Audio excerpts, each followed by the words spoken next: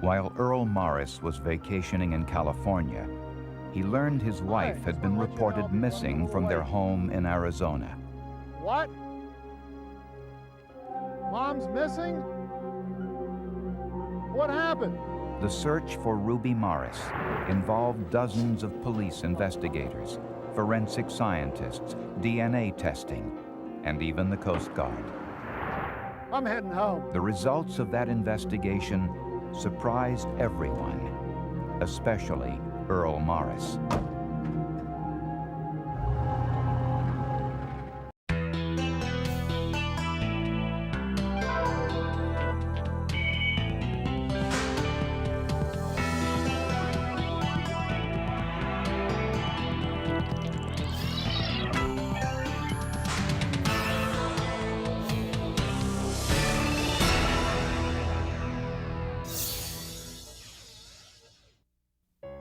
Ruby and Earl Morris were partners in both business and in marriage.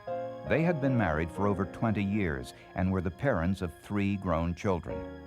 The Morrises were both accountants and operated their own accounting and tax preparation firm.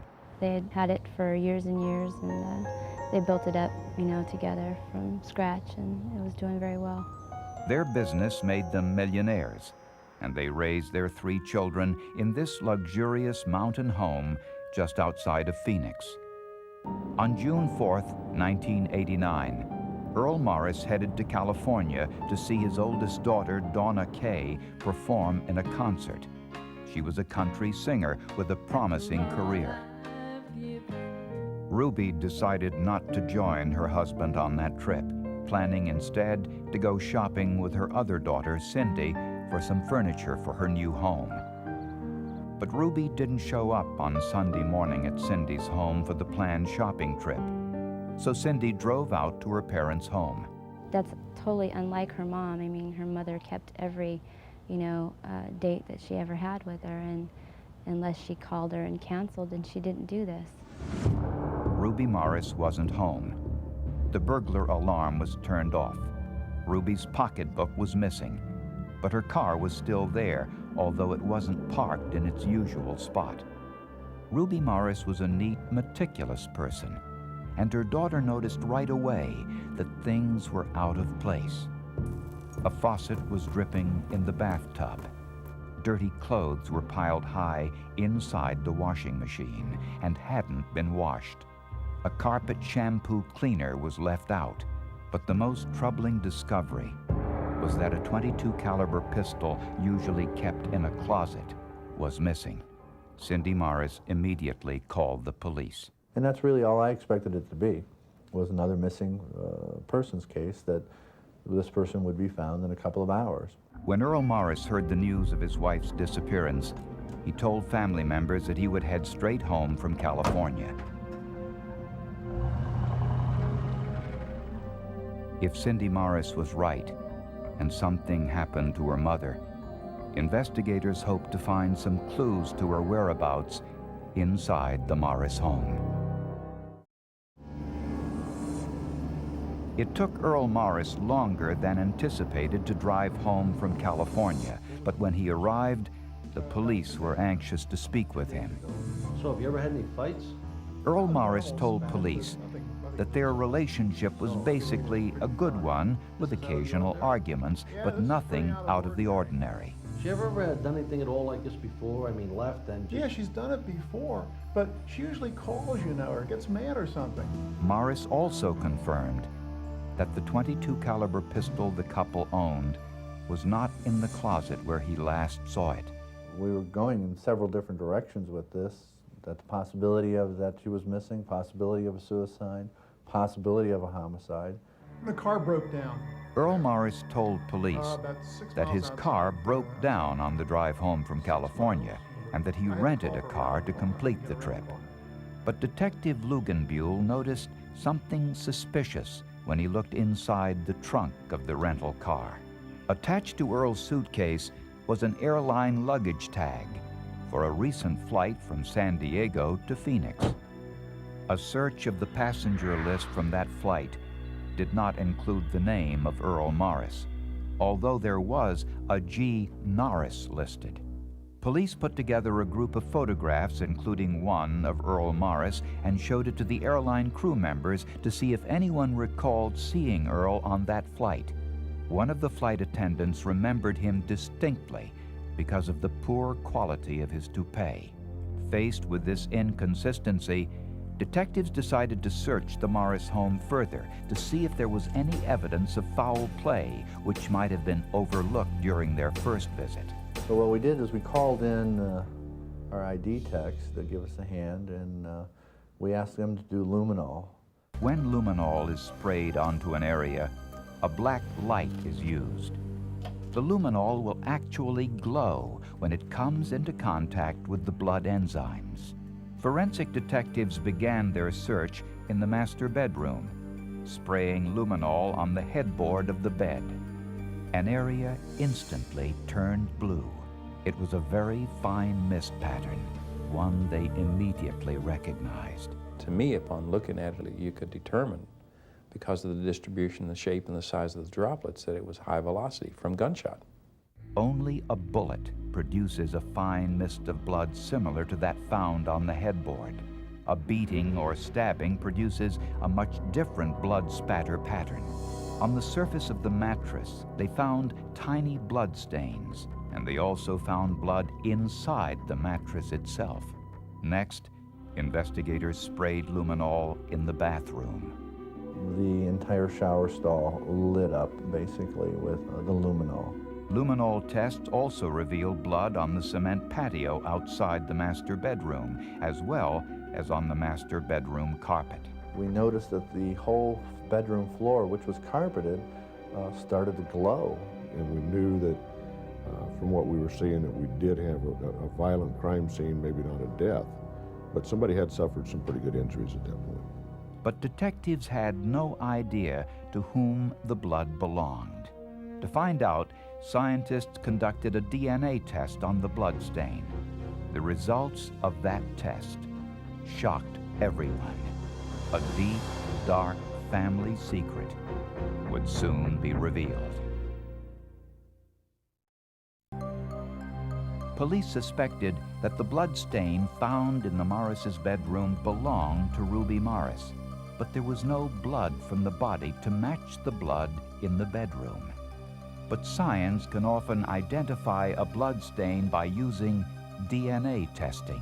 By analyzing the DNA from children, for example, scientists can tell whether the blood stain would have come from a parent.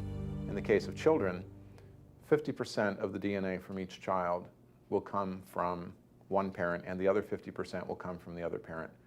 So this obligated inheritance of DNA from the mother to children is one of the important factors that we are looking for in conducting this analysis. Since children get half of their DNA from their mother and the other half from their father, a DNA profile of the children and from one of the parents can give scientists enough genetic information to identify the DNA profile of the other parent, even without a blood sample.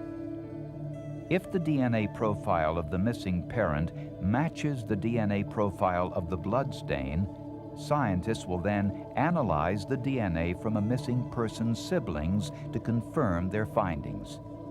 When scientists compared Cindy Morris's DNA to the DNA from the bloodstain, they found one matching band. They also found one matching band when comparing the DNA profile of Ruby's brother to the bloodstain. It's highly probable that those bloodstains came from Ruby Morris. But scientists noticed something peculiar. When they compared Earl Morris's DNA to the DNA profile of his daughter, Cindy, there were no matching bands. Earl Morris was not Cindy's biological father. When they compared Earl Morris's DNA to his oldest child, Randy, they discovered the same thing. Earl was not Randy's biological father either. Randy's DNA matched that of his grandfather, his mother's father. When law enforcement authorities in Tennessee learned of these DNA results, Ruby's father was charged with incest. According to the DNA tests, Ruby's father had sex with her when she was just 15 years old. Well, we had a surprise. And we felt that perhaps the family would be surprised by it, and that Earl Morris himself was surprised by it. The Morris children had another family secret to reveal. They admitted that their mother had been depressed recently since she learned her husband Earl was having an affair with her sister, Peggy. In fact, Ruby and her daughter, Cindy, once caught the two together at the Phoenix airport when Peggy secretly flew to Phoenix to meet with Earl. Ruby confronted Earl about the affair, but he reportedly refused to end it. Also looking at Peggy, the sister. She had motive and opportunity to be involved in this too. She lived in Louisiana at the time, but we discovered that she had a planned vacation going to San Diego that weekend. We discovered phone calls that Earl had made to her. Peggy admitted to police that she had planned to meet Earl in San Diego shortly after Ruby disappeared, but missed her flight. But police knew Earl had been in San Diego, not only because of the baggage claim tag on his suitcase, but they also found his car in the airport parking lot. The car appeared to be clean. But when luminol was applied to the inside of the vehicle, the floor of the passenger side revealed a huge blood stain. So much blood that the individual it came from would almost certainly be dead. A DNA analysis of the blood in the car revealed that it matched the blood stain found in the Morris's bedroom, which scientists concluded belonged to Ruby. We didn't know where the body was. We didn't know if he would transport the body to San Diego. Why would he transport down there? We had no real clue. The clue was here in a San Diego marina. The Morrises owned a boat which was stored there. Marina employees told police that Earl Morris was at the marina on June 5th and had taken the boat for a ride. When police went to search the boat, they discovered it was missing. The Coast Guard was asked to help locate the missing boat, and they told police about a mysterious fire on a boat about the same size, which burned and sank 13 miles offshore from the San Diego marina. This is actual footage of the fire taken by a television news crew. There were no survivors, no people anywhere in sight. The first thing that was unusual was the way it burned. It burned pretty much from the center out, and normally the fires started either in the engine room or in the fuel compartment. And it just looked very suspect right from the beginning. So the things that stood out were the fact that there was like a lantern right in the middle of the boat, right on top of the melted fiberglass, which looked like somebody had thrown it there and possibly started a fire. Records indicated that Earl Morris rented a small boat on the morning of June 5th and returned it around 12 noon, about the same time the Coast Guard discovered the burning boat. It was beginning to appear that the body of Ruby Morris was on that burning boat which sank to the bottom of the Pacific Ocean. But prosecutors believed that they still had enough evidence to prove Ruby Morris had been murdered. You start building all of those together, then what you have is Ruby Morris's blood, Ruby Morris's bed, Ruby Morris with a high-velocity gunshot wound that killed her in her bed at her home. Who was there? Earl Morris. Earl Morris was charged with the murder of his wife, Ruby, but the case was far from over. Investigators were in for another big surprise. Earl Morris's defense would be a challenge for forensic science. In 1991, Earl Morris went on trial for the murder of his wife. The prosecution first had to convince the jury that a murder had taken place since there was no body. We had to build the case from scratch. We had to prove a corpus delicti, that in fact a murder had occurred, without the physical evidence for someone to look at. According to the prosecution, Earl Morris entered the master bedroom early on Saturday morning, June 4th.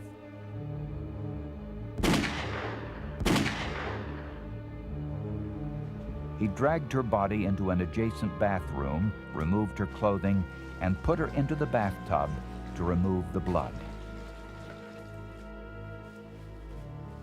He then dressed her body in a jogging suit, covered her head wound with a baseball cap, and carried the body to the garage. Since his car didn't have a trunk, he had no choice but to place the body into the passenger side of the front seat. Earl then cleaned all of the blood from inside the house, from the headboard, the bathtub, the carpets, all later revealed by the luminol. Earl began his journey to San Diego, driving nearly 400 miles with his wife's body in the seat next to him. Blood continued to drip from the head wound, falling to the floor beneath the seat, later discovered by the luminol test. Earl stopped once for gas, and no one noticed that his passenger was dead. When Morris arrived in San Diego, he towed his boat to the launch.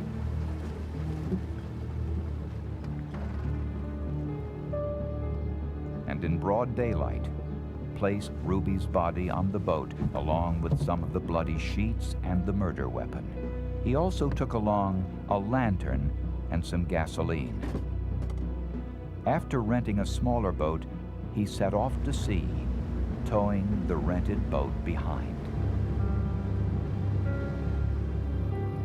13 miles offshore in the Pacific Ocean, Earl Morris prepared the boat for destruction, hoping to bury not only his wife's body, but all of the remaining evidence of his involvement. After dousing the boat with gasoline, he stepped into the rental boat, lit the lantern, and threw it onto the deck.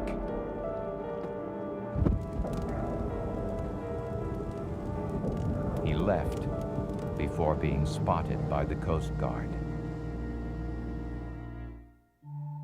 Sometime after Morris left the scene, a news crew captured these pictures while the boat was still on fire, minutes before it sank.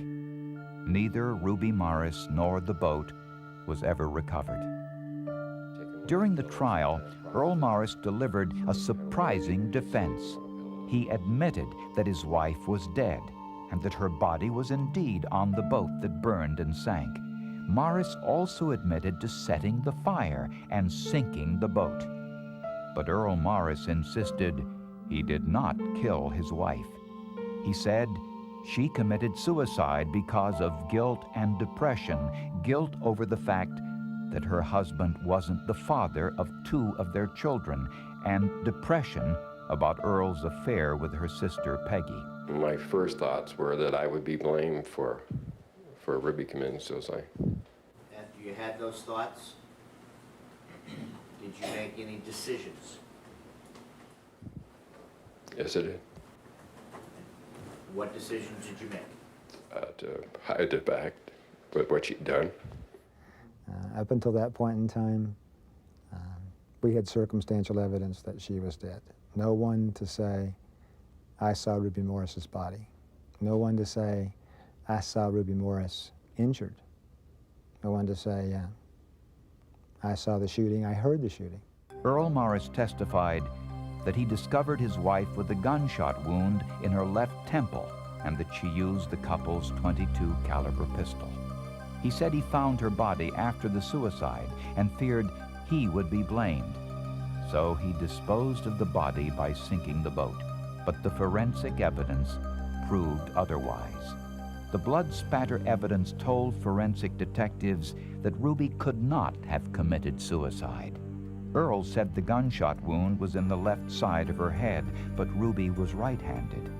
It would have been impossible for a right-handed individual to shoot herself in the left temple using her right hand, especially with the long-barreled .22 caliber pistol the Morrises owned. But the strongest argument came from the blood spatter evidence on the headboard. The blood patterns revealed 2 layers of spatter, one on top of the other. This told forensic experts that there were 2 shots. One shot could not have caused the distribution of 2 separate patterns. There were actually 2 separate patterns going at 2 different angles that are not, you cannot create that in one shot.